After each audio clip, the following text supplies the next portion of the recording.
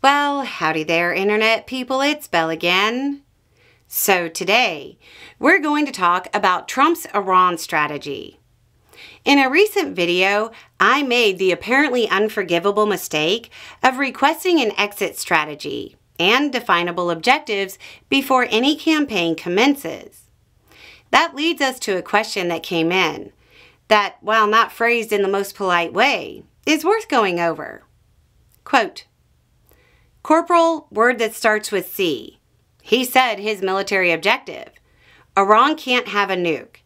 And he didn't say it outright, but he made it clear that if he didn't get that, then he'd remove the supreme leader. And then we'll let the Irani people deal with it after he's gone. How hard is this to understand? Maybe stick to your lane. How hard is it to understand? Well, Iran can't have a nuke isn't a military objective. Sure, degrade capacity for them to manufacture a nuke. But since U.S. intel estimates say they weren't actively pursuing one, I'm not sure what you mean. If he doesn't get it, he'll remove the supreme leader.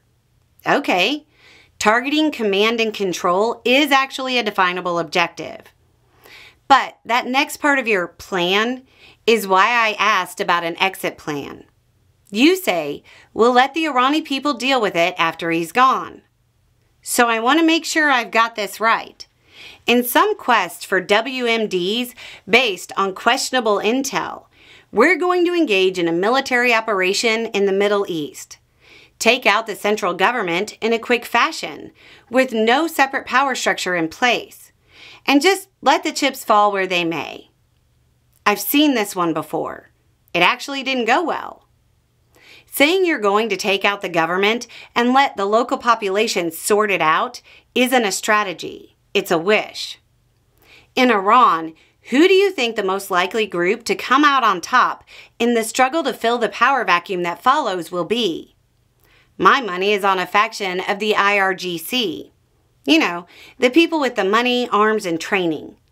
The people who train non-state actors all over the Middle East. Let's set aside the oh-so-effective regime change strategy of let's see what happens. If this is the plan, I have other questions.